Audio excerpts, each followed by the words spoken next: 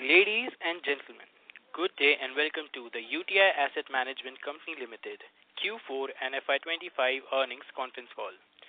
From the management, we have with us today Mr. Imtiazur Rahman, Managing Director and Chief Executive Officer, Mr. Vinay Lakhotia, Chief Financial Officer and Head Corporate Strategies, Mr. Surojit Saha, Group Financial Advisor, Mr. Vetri Subramaniam, Chief Investment Officer, and Mr.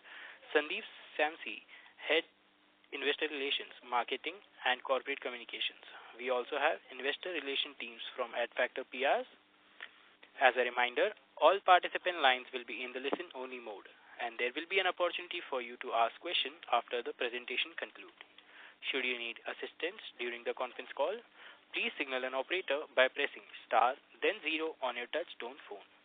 Please note that this conference is being recorded. Before we begin, I would like to mention that some of the statements made in today's conference call may be forward-looking in nature and may involve risk and uncertainties. Please note the disclaimer mentioning these risks and uncertainties are on the disclaimer slide of the investor presentation that has been shared earlier. I will now hand the conference over to Mr. Imtiazur Rahman for opening remarks. Over to you, sir. Thank you. A very good evening to all of you. It is my great honor and privilege to represent Uti Amc as its Chief Executive Officer, and I would like to welcome you as well.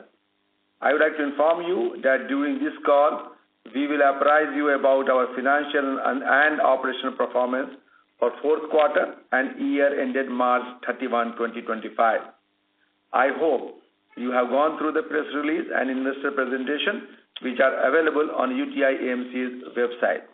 I have with me my distinguished colleagues, and they are Mr. Vetri Subramaniam, Chief Investment Officer, and the Chairman of the Management Committee of UTI AMC, Mr. Vinay Lakhotia, CFO of the company and Head of Strategy, Mr. Surojit Saha, and Mr. Sandeep Samsi. I now hand over to Mr. Vetri Subramaniam to talk about the macroeconomic view and industry-related update. Vetri, over to you. Thank you, Imtiaz. I'll kick off with covering a little bit on the macroeconomics and then dive into the mutual fund industry and a brief update on UTI AMC. India's economic narrative continues to be a compelling one, marked by a growth trajectory that has so far outpaced the majority of our emerging market peers. Despite geopolitical realignments, policy resets, and economic shifts, India has remained quite resilient. The focus on macroprudential stability across fiscal and monetary policy domains means that India is well positioned to favorably navigate the stresses in the global economy. The Union budget for 25-26 took a balanced approach by focusing on fiscal consolidation, moderate government borrowing, and tax incentives.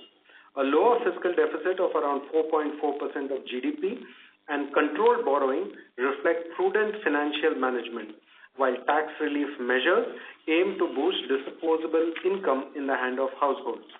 The MPC has reduced the repo rate by 50 basis points, and accompanied by RBI's monetary policy interventions in the market, liquidity has improved significantly. The shift to an accommodative stance during the MPC meeting in April 2025 points to a determined effort to support economic growth in India. India's direct exposure to current global trade tensions is relatively limited, but the interconnected nature of the world economy means that we must remain vigilant to broader shifts in global demand and potential indirect impacts. The longer-term implications of this reset of geopolitics and trade flow are still evolving. The large opportunity for India is to seize this moment to deregulate, cut red tape, attract FDI, and unleash animal spirits. Cost competitiveness and market size will remain key factors that drive investment decisions by businesses both in India and elsewhere in the world.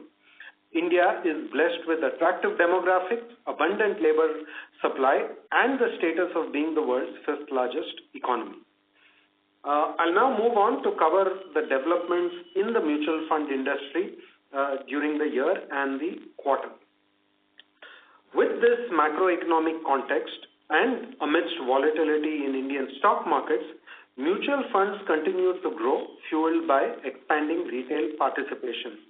There has been robust growth of 32% in aggregate folio counts, reaching an impressive 23.5 crore, where equity funds dominated with 16.5 crore and 1.6 crore in hybrid funds as compared to 17.7 crore folios in March 2024. This underscores the broadening investor appetite for diverse asset allocation strategies. For the month of March 2025, monthly SIP contributions grew by 34.5% year-on-year to 25,926 crore. For the full financial year, SIP assets have grown by 24.5% on a yearly basis, reaching nearly 13.35 lakh crore by the end of March 2025. Total assets under management witnessed a substantial leap of 23%, translating into total AUM of rupees 65.7 lakh crore. This growth was propelled by fresh inflows and favorable mark-to-market gains, highlighting the inherent dynamism of our business. However, the latter half of the fiscal year presented a nuanced picture, marked by a market correction that has led to a discernible moderation in the flow of funds into mutual funds. While overall equity inflows hit a 11-month low in March 2025 as per AMFI, the industry marked its 49th consecutive month of positive inflows in open-ended equity schemes, underscoring the enduring confidence of retail investors. According to data from AMFI, these equity flows contracted 14.4% on a month-on-month basis in March, setting at approximately rupees 25,082 crores. And this does suggest some impact from market volatility on investor behavior. This month followed a significant 26.2% month-on-month decline that was registered in February 2025, indicating, as I said earlier, growing investor caution amidst heightened market volatility. We anticipate that the regulatory push for retail investors by simplifying rules and introducing rupees 250 monthly SIP will further deepen equity market participation among a wide class of investors and also across a wide range of towns and smaller habitations. I'll next move on to discuss some of the factors relating to UTI Asset Management Company. At UTI AMC, we recognize the powerful interplay of India's demographic shifts, rising digital adoption, and evolving investment behavior.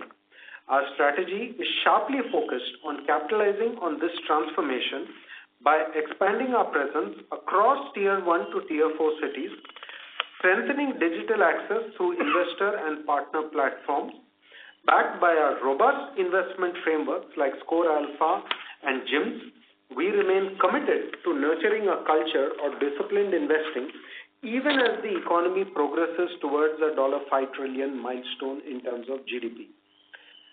The UTI Group's total assets under management stood at rupees 21.05 lakh crore as of March 31, 2025, reflecting a growth of 14% compared to 18.48 lakh crore at the end of the previous year. Mutual fund quarterly average AUM was rupees 3.4 lakh crore as against 2.91 lakh crore last year. We have added 9.52 lakh folios during the year to take the total count to 1.33 crore folios. During the year, UTI AMC strategically expanded its reach across India, targeting both the promising B30 and the established T30 cities. We further extended our physical presence into newer territories with a particular focus on Tier 2 and Tier 3 towns. Our established strength in beyond 30 cities remains a cornerstone, contributing nearly 22% to our monthly average AUM. This success stemmed from our sustained efforts in these regions to acquire new investors and cultivate enduring relationships. Demonstrating this commitment, we inaugurated 68 new branches in Tier 2 and Tier 3 cities in financial year 2025.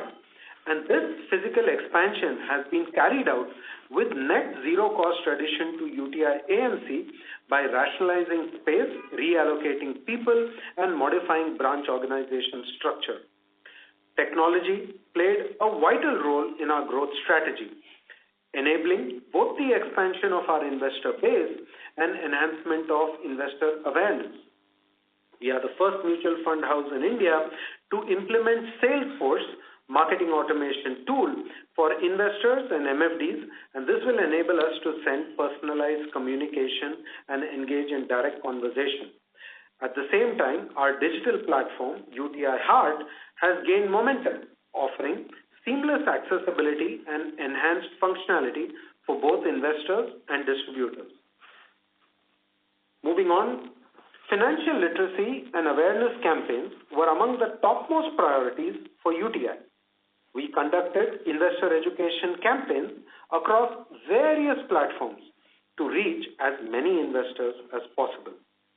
On-ground campaigns were conducted in association with leading publications in remote corners of Madhya Pradesh, Chhattisgarh, Rajasthan, and Gujarat. More than 1,600 college students were engaged in a campaign called Project Fly Financial Literacy for Youth through interactive classroom sessions to foster financial awareness. With over 890 investor awareness programs, we reached out to more than 72,000 prospective investors, including 291 programs for 12,000 plus women investors with our various interventions. Moving on, FY 2025 has seen a turnaround in our equity performance. 59% of our equity AUM is in the top quartile over a one-year period, and performance is even stronger over the 3-month and 6-month period ended March 2025, so obviously these are still very short-term periods as regards equity investment. Product innovation remains central to our AUM growth strategy. Amongst the NFOs we launched in FY 2025, UTI Quant Fund, which opened in February 25, saw good traction from our investors and partners alike. We also launched 3 Smart Beta, 2 thematic, and 1 market cap-based index fund, further augmenting our offerings in passively managed space. Complementing our geographical and product expansion, we continue to strengthen our distribution network through dedicated training and workshops. Our fund management and product teams have been actively engaging with distributors nationwide, fostering stronger collaborations. I'll move on to talk about our global operations, which are conducted through UTI International. UTI International established presence in key markets, including a new office that we have opened in New York, is well placed to tap into the opportunities for international capital looking to be invested in India. We also progressed in upgrading our regulatory license in DIFC in Dubai to enhance our investment advisory capabilities in the Middle East. We are very proud of our subsidiary, UTI Pension Fund. This company crossed the milestone of 3.6 lakh crore AUM at this point of time. We would like to announce that the competent authorities of PFRDA have transferred all schemes of Max Life Pension Fund Management to UTI Pension Fund due to our strong fund performance. Our efforts in private sector NPS have been very encouraging, with a growth of 61% in AUM over the previous year. I'll now talk about UTI Alternatives. Our first structured debt opportunities fund exited all investments profitably. Our investment operations in both GIFT City and ROF1 have commenced, and we are gradually attaining momentum in co-investment portfolio management services. A broader word on all our subsidiaries, we would like to highlight that all our subsidiaries are well capitalized.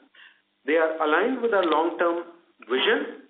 We will continue to focus on launch of adequate products to offer a complete suite of investment solutions, expand to areas with marginal access to mutual funds across the country, keep exploring and adopting best practices for a conducive work environment so that we can attract and retain the best talent, We wish to enhance our digital footprint and capabilities, and we will look to further strengthen our governance and risk management practices.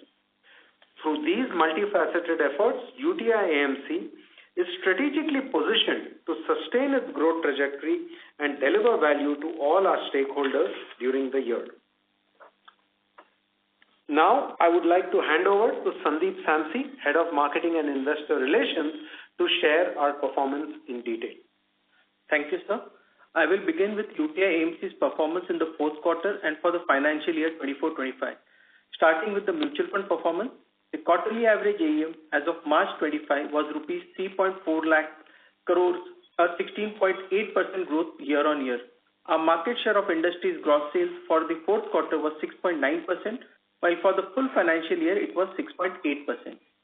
Our equity quarterly average AUM for March 2025 stood at rupees 90,863 crores, rising by 7.18% as compared to the quarter ended March 24.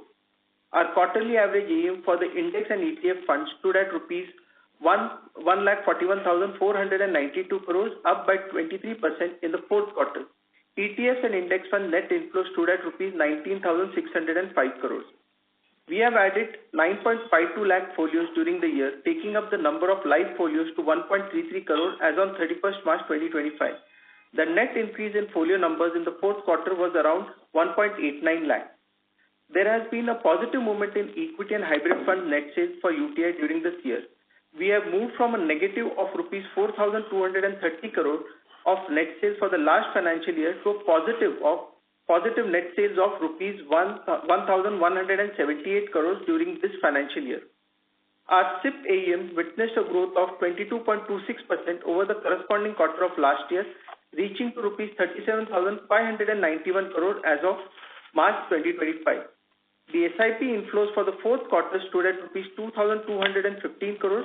The SIP gross inflows for UTI mutual fund witnessed a year-on-year growth of 24% with an average SIP ticket size being rupees 3,239 for March 2025.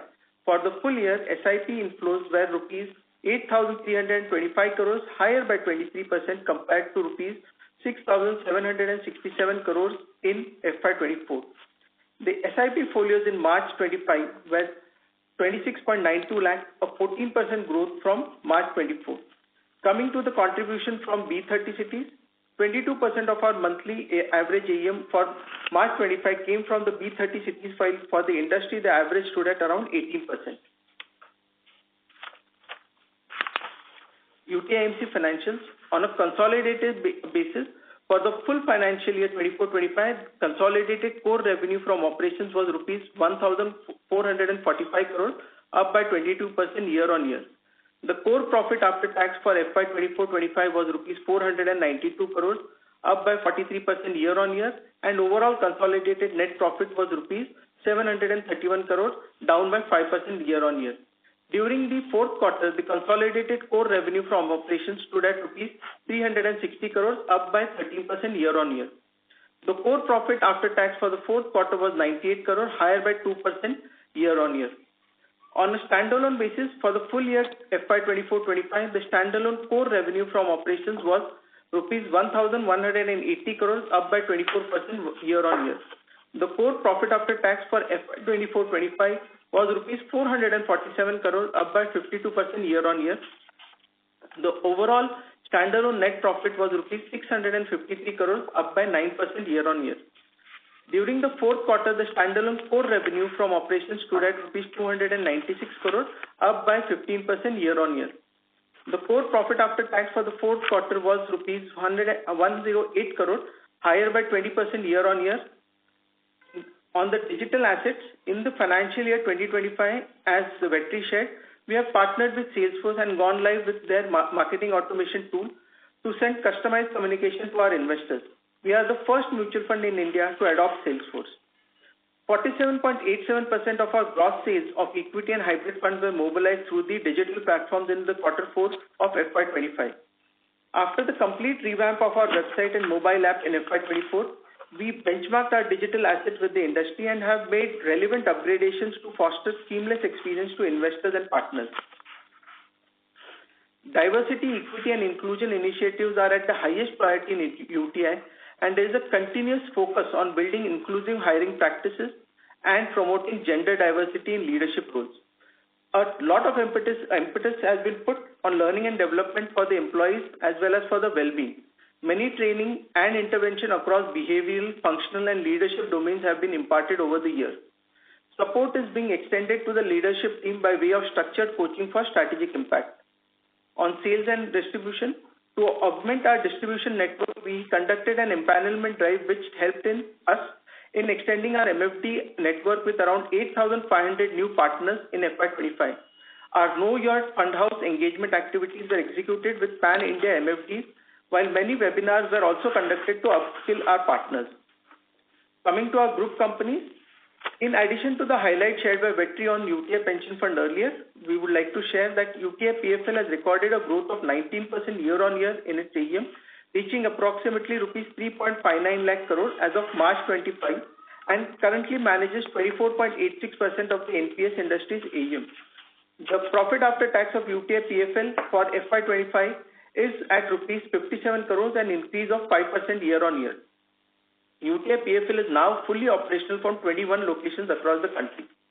The management of fund under the default pattern of Unified Pension Scheme UPS and the Unified Pension Scheme Pool Corpus has been entrusted to UTI Pension Fund Limited along with two other pension fund managers by PFRDA.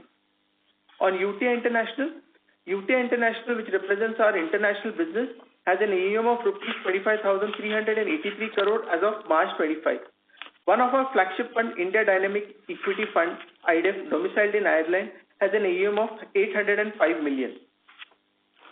The ESG compliant J. Saprasarasan Responsible India Fund has an AUM of 65.4 million.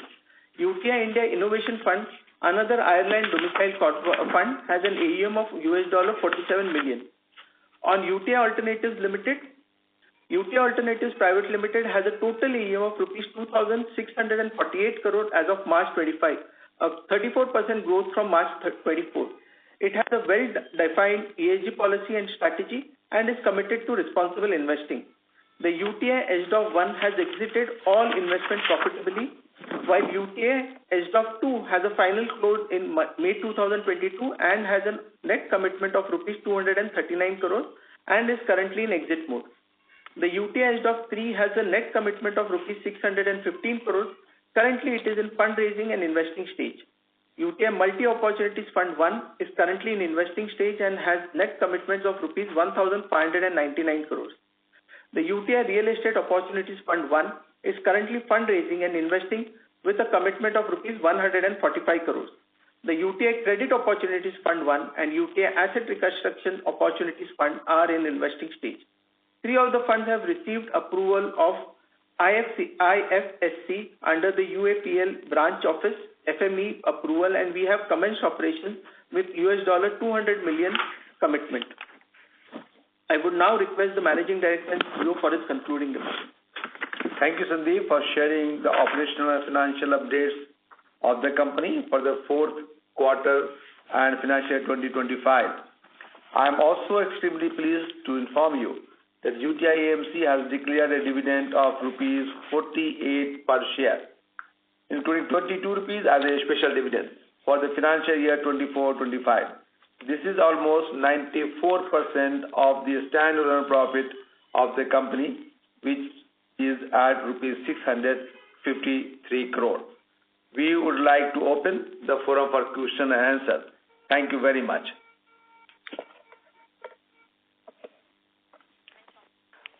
Thank you. We will now begin the question and answer session. Anyone who wishes to ask a question may press star and 1 on their touch-tone telephone. If you wish to withdraw yourself from the question queue, you may press star and 2.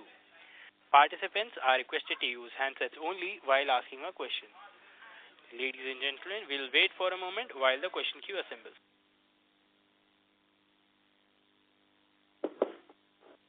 We have our first question from the line of Mohit Mangal from Centrum Broking. Please go ahead.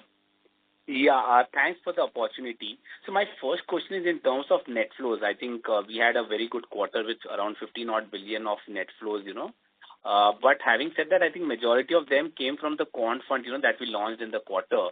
So can you explain your strategy that if you would launch new NFOs in financial year 26? So, Mohit, we have recently got a regulatory approval to launch a multi-cap fund, and that the fund is already open for subscription from 29th of April till 13th of May. Apart from multi-cap fund, we don't see any pipeline as far as the diversified equity is concerned. There will be some launches on the ETF and the index fund, depending on the appetite. But apart from that, on the diversified equity fund, we don't foresee any NFO launches. All right. My next question is towards the tax rate. So we saw a very high tax rate in Q4. What was the reason for that? Q4, I think overall tax rate, if you compare, it is because of the change in the deferred tax liability on account of that budgetary approval regulation change where the indexation benefit was withdrawn. So because of that, the taxation rate has increased by almost around, it has impacted by almost around 2.3%. Okay, but going forward, it would be, from 26 onwards, it will be normal tax rate. Yeah. Right? On a book rate, we see in the range of around 23 to 24%. 23 to 24%. Okay. Lastly, in terms of yields, how should we see that going forward? And if you could, spell the equity for the yields for the equity, debt, and liquid for the quarter. So as far as the book yield is concerned, equity and hybrid fund, our book yield is close to around 75 basis points. Equity and index fund is around 5 to 6 basis points. Cash around 9 to 10. And income fund for around 22 to 23 basis points. So the weighted average yield is around 34 basis points. Going forward, we expect maybe a dilution of max to max 1 or 2 basis points in yield, mainly because of the higher proportion of ETF AUM that we have. And we continue to receive the very high inflows on the ETF and the index fund. Because of that, there might be a equity dilution of around 1 to 2 basis points. Understood. Thanks and wish you all the best. Thank you, Mohit. Thank you. We have our next question from the line of Parth Agarwal from Bastion Research. Please go ahead. Hi, thank you for the opportunity. I have a question regarding the OPEX cost, which has increased significantly this quarter. Is it attributed to only NFOs or is there any other reason? It's not actually NFO. Just to highlight that over the last 15 months, we have opened more than 91 branches. Some of those branches were opened in the previous quarter. So some of those renovations expenses to open those offices has come into this quarter. But on an aggregate basis, if you see, in spite of opening of 91 branches over the full financial year, on a year-on-year basis, the overall other expenses have increased by just around 6%. So we have been able to rationalize the cost on many other aspects. And in spite of the number of branches increasing from 164 to 255 as on 31st March, the operating expenses are well under control. So can I expect this 90 crores of run rate to continue in the FY26 as well in subsequent quarters? Or is there a possibility of it to getting normalized? No, I think 7 to 8% inflation increase on these numbers you can assume. These numbers means FY25 numbers or quarter 4 FY25 numbers? No, the overall FY25 number. Okay, thank you so much. Thank you. We have our next question from the line of Lalit Dev from Equirus Securities. Please go ahead. Yeah, hi sir. Good evening. So just two questions. So firstly on the international side, so we have seen some decline in the AUM side of it. So is it majorly on account of the MGM losses, and how should we look ahead for FY26 and FY27 and the international business? So the major decline, yes, both on a quarter-on-quarter basis as well as on a year-on-year basis has been a mark-to-market impact in two of our main fund, UTI Innovation Fund and UTI Dynamic Equity Fund. With respect to the outlook, I think, Vitri, you may take up all of this. I think we are continuing to see good engagement from institutional investors showing interest in India. So hard to give any guidance on exactly what the numbers will be, but I think we are quite encouraged by the trend of conversation we are having with global investors who are looking for investment products which can allow them to participate in Indian equity markets. Sure, sir. And so on the employee side, so we have seen some additions in the employees in this particular quarter, and also on the employee expenses. Like on the standalone side, we have seen some decline for this whole FY25 on an annual basis. So how should one read into it for FY26 in terms of cost as well as new headcount additions? So the guidance that we have given in an earlier call as well, at least for the standalone entity, for FY25-26, we don't foresee our employee costs rising more than 300 basis points for FY25 number, in spite of annual wage hike of 7 to 8% in this particular year. On a standalone, on a consolidated basis, this number could be around 150 to 200 basis point more, primarily because we are investing heavily in all the three subsidiaries. UTI International, as Sandeep rightly pointed out, we have expanded our presence in Europe as well as USA. So there might be some additional headcount recruitment over there. UTI Pension Fund, we are expanding our POP business. There also the headcount of employees in the financial year 24-25 has increased by almost around 40, and we expect a similar run rate to continue. So on a console level, the employee cost on FY 24-25 number could increase by around 400 to 500 basis points. But on a standalone, we believe that it should be in the range of around 250 to 300 basis points. And this projection number does not include any additional ESOP which may be granted by NRC in this particular financial year. Yes. Thank you, sir.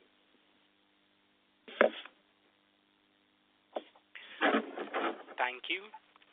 We have our next question from the line of Prayesh Jain from Motilal Oswal. Please go ahead. Yeah, hi, good evening, everyone. Just a couple of questions. Firstly, on the our fund performance seems to have improved in the last few months. When do you think we should start seeing some improvement in market share on the equity side? We still, on a quarterly basis, we still have seen a decline in market shares. Right, or it was just about steady market share. So when do we see an improvement in market share on equity plus hybrid? Hi, this is Vetri here. So good question. As I said earlier, for the full year, almost 59% of the equity hybrid AUM is in quartile 1, quartile 2. And when you look at it sequentially, it sort of keeps improving as you get closer to the end of the year. In our experience, normally you need at least a 12-month strong number to start turning the corner, which I think we saw in the last 2 quarters. We started to see that inflection point. And the strongest numbers typically show up 18 months, 24 months into the cycle.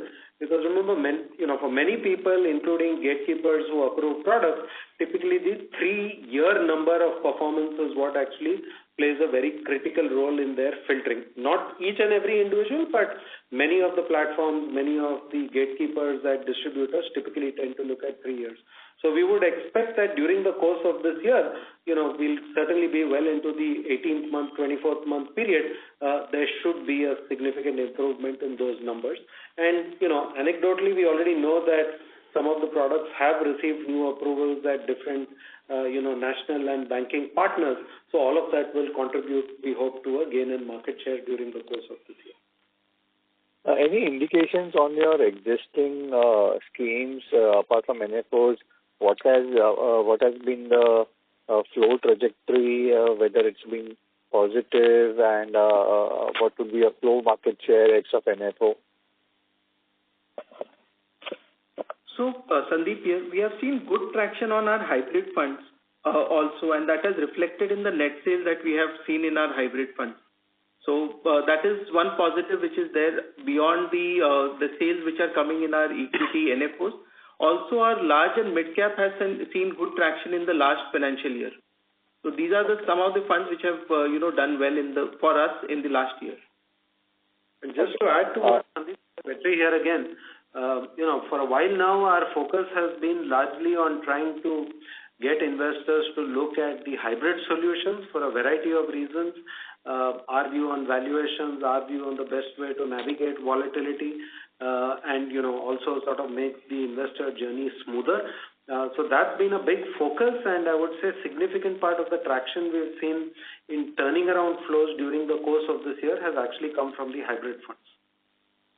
Okay. Generally, with fund performance, you need to have your sales force on the ground really gaining traction, and initiatives by the company should be. So any new initiatives on the sales front that you guys will be taking to capitalize on this an improvement in fund performance?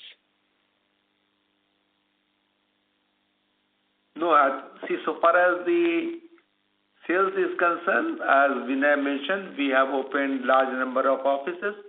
Our interactions with all channels of distributions like bank as a distributor or nation distributor or MFD is very intense conversation we are having, and we have seen the inflow in the previous year, financial year, in almost in all our equity schemes. So backed by the very good performance, our track record, consistency in the team, and very able now sales team on the ground with our great relationship, we are quite confident that going forward our sales number will be quite better. Just a clarification on the employee cost front. What you mentioned was the standalone employee cost would go up by 3% YOY, and on a consolidated basis it would go up by 5%. Is that the right way to correct? Right. Okay. Thank you so much. Thank you so much. Thank you. We have our next question from the line of Dipanjan Ghosh from Citigroup. Please go ahead. Hi, sir. Good evening. Just a few questions from my side. First, on the SIP flow number, just for you guys, can you just kind of split it between different channels or a ballpark qualitative understanding of that? And second, on these lines, when the market has seen some marginal dip in the SIP number, be it in terms of gross flows or new registrations, how has been the trend for you across channel partnerships or customer cohorts? If you can give some color on that. And the second question, when I look at, and this is not for the quarter but annually, when I look at your RTA payouts, they are significantly higher than what I look at it for peers. And I just wanted to understand, is there some other additional work that the RTAs are doing for you, and can there be some headroom on that part over the next 2 to 3 years? The RTA payout you are seeing on the AMC financials or? On the AMC financials. Hello? AMC financials will not have... On scheme financials, basically, when I do the bottom up from the scheme accounts. So scheme financials, I think all these rates are pretty much standardized across industry players. So whatever dissection you do across categories, I think we are pretty much in line with the industry players. Okay, maybe I'll take that off then. Okay. On the SIP flows, we have seen marginal but continuous increase in our monthly SIP inflows throughout the financial year 25. Our SIP gross sales and folio count on a year-on-year basis have also grown by around 23% and 14% respectively. So we still have some comfort level there. Our focus right now is on the on-ground activation for education around the long-term investment in SIPs. If you look at the share by the channel, the highest share in SIP flows was from the MFD channel, which is about 51%, followed by direct and RI channel, which are in the range of 15 to 20%.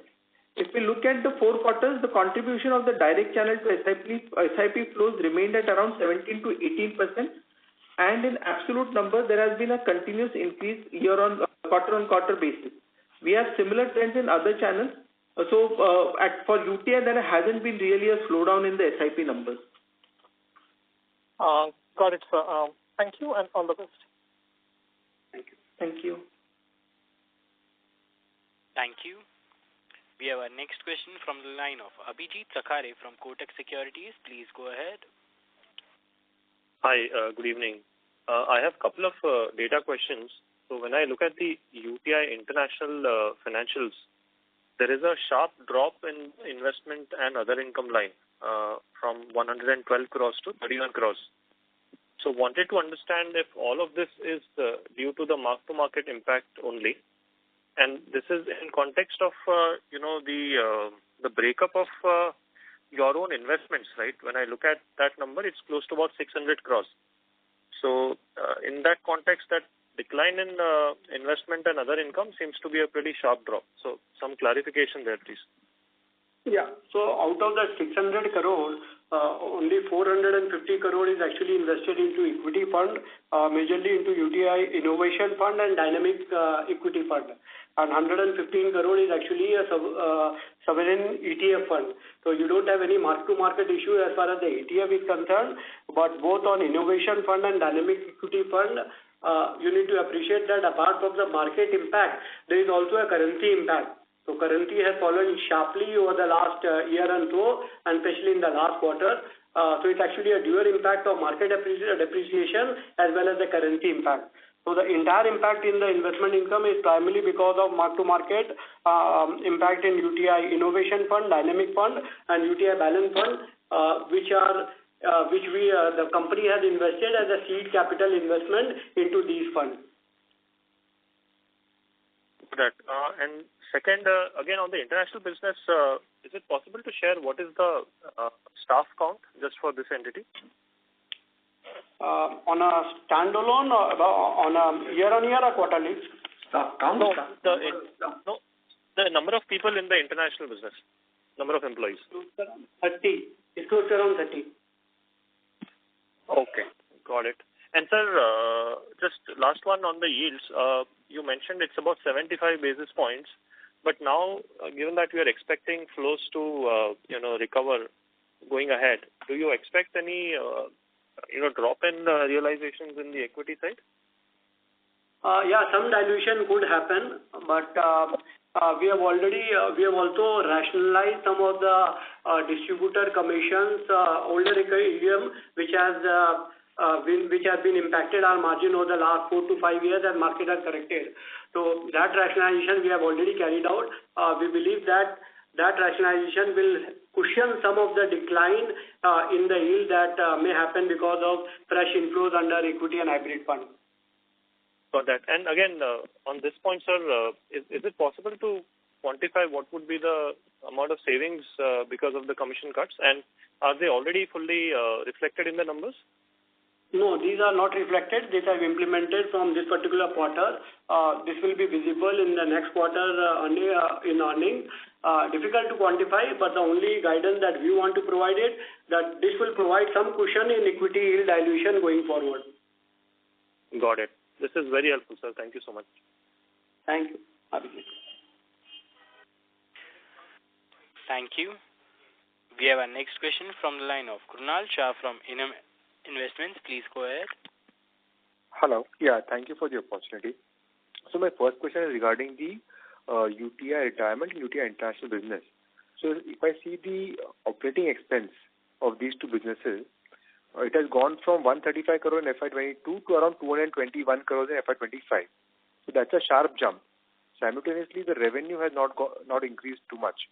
So, just one point I want to understand is where will this cost stabilize and what is the kind of return that we're expecting from these costs that we're incurring? So I'll take these two questions separately. On the UTI International, some of these operating expenses have increased because of our branch expansion in Europe and USA. There have been a one-time establishment cost as well, including the very high compliance cost. So those expenses are already been factored into. We believe that for FY25-26, this should grow at the similar run rate only. In terms of monetizing when these expenses will actually result in a revenue, I think we are already in discussion with few of the partners, and when the fresh inflows come, these investment will actually justify. With respect to UTI pension, I think you need to understand that all the 3 basis points that we are earning from PFRDA, 1.5 basis point is paid back to PFRDA as marketing activities. So So this 1.5 basis point that we are paying back to PFRDA is actually coming as an other expenses, and these expenses keep on increasing in line with the AUM movement. So since UTI International has seen almost around 18 to 20% increase in the AUM, that has resulted into increase in other expenses. Also, we are expanding our geographical presence for UTI pension fund. We have already opened 41 branches, which are part of UTI branches only. Because of that, at a UTI pension level, some of these OPEX costs are on a slightly higher side.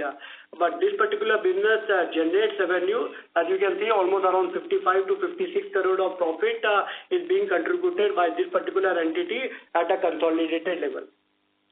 Hope I answered the question. Yes, to some extent, yes. So just one point on UTI retirement. So our share of the business, in terms of the AUM has gone down from like 25.8 to 25%. But my understanding was that we were supposed to get a fixed amount every time from PFRDA in terms of AUM flow. So why is our share has declined in that case? So there are two type of allocation comes. One is for the public sector employees, another which we go and market from the private sectors. So from the public sector, this generally is defined in the beginning of the year for the full year. But so far as the market is concerned, it depends upon our marketing and the sales capability.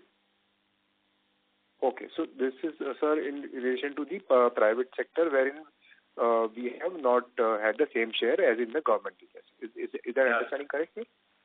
Yes, you're right. Okay. And one last question.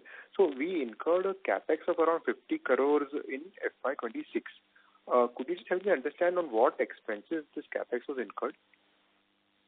Major part is out of that, since I have highlighted earlier, we have opened 91 branches over the last 15 months.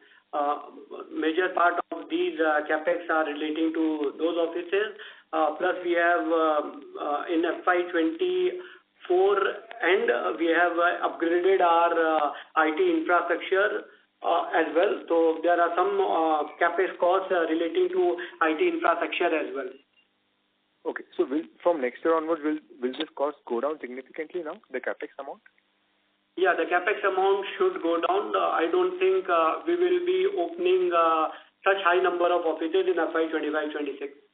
But on the pension fund, yes, there might, since they are expanding their POP business, there might be some capex cost on the retirement pension fund business. Okay, got it. Thank you so much, sir. Thank you. Thank you. Thank you. We have our next question from the line of Vinit Nanwani from NJ India Investments. Please go ahead. Yeah, hi sir. I just had two questions. So first one is that can you elaborate on the net gain on fair value changes? So like weren't there M2M gains on the debt investments in this quarter? So this quarter, the major impact in M2M investment is actually coming from UTI International, where we have a mark-to-market impact of close to around 65 crore. As I highlighted earlier, mainly in two of our funds, UTI Innovation Fund and UTI Dynamic Fund.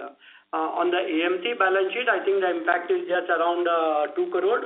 But at a console level, the major impact is actually coming from UTI International. Okay, sir. And sir, just for Q4 FY25, can you help me understand how is the core PAT being calculated from the PAT attributable to the owners of the company? So core PAT is your management fees minus the total expenses. It does not include your investment income. Okay, sir. Okay. Thank you. Thank you. Thank you. We have our next question from the line of Gaurav Jani from Prabhudas Lilladher. Please go ahead. Yeah, thank you. The first question, on performance, right? I just want to understand as to how do we plan to sort of sustain this strong performance over a longer period of time, given the fact that historically we have seen some larger AMCs with episodes of strong performance followed by some deterioration. So that's the first question. Sure. So, Vetri here, I'll reply to that. So, one of the things that we've been conscious about for a while now, I would say, is that while we run with one investment process on the equity side, we run schemes which are actually quite different from each other in terms of their positioning. And when I say positioning, not just the SEBI grid, but literally from a style perspective, in terms of their positioning. And one of the reasons why we do that is to be able to always at any point of time, irrespective of what the market season or market cycle is, you have differentiated strategies which for investors who are looking at, what's doing well in terms of the tables, wherever their choice of looking at fund ratings are, there is always some UTI product which is appearing over there. So, our thought process over there is to always segment the market in terms of saying, whatever be the cycle of the market, these are the strategies which could be aligned with what is doing well in the market, which could be products you would wish to look at. But from a communication aspect, what we also do is based on our fund management view, have a clearly articulated go-to-market strategy which positions the funds which are backed by performance at that point of time, and simultaneously talk about the funds where we think the cycle might turn favorable in the future. Because what we've seen over a period of time is that as the market gets more evolved, we are seeing, distribution partners, advisory partners approach the business very differently. One, they want funds which will run strictly as per the mandate. So once they understand the positioning, they understand the cyclicality. But they also want guidance from us in terms of where we think, funds with current weak performance could turn around. So this is part of our template now of saying how do we, sort of de-risk the business model, de-risk it by having diverse strategies and talk the language of performance and opportunity in the marketplace at all points of time. Understood. Thank you, sir. That helps. The second question is to Vinay, sir, just a clarification. So, sir, you mentioned equity yields could sort of contract by about 1 to 2 basis points in the next year, right? No, I said overall yield of 34 basis points, that might contract because of the growth in the ETF and the index business. Okay. So you mentioned the overall yields and not specifically equity. Yeah. Okay. Thank you. That's it from me.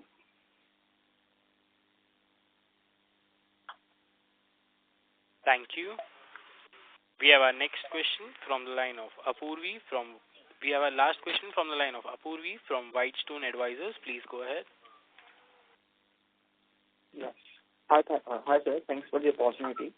So my only question is regarding the, is there any specific reason for Q4 to be weak as compared to Q3 other than the M2M thing, right? Q4 versus Q3. Is there any seasonality? Yes. No, I don't think seasonality. Even the operating income has actually held up. Apart from mark-to-market depreciation, there have been no impact as such. Okay. Thank you. Thank you. This was the last question for today, and I now hand the conference over to Mr. Rahman for closing comments. Over to you, sir. Thank you very much, and thanks. I would like to thank all of you for your participation. Thank you. Thank you. Ladies and gentlemen, thank you for joining the call. In case of any queries, feel free to connect with Adfactors Investor Relations team. You may now disconnect your lines.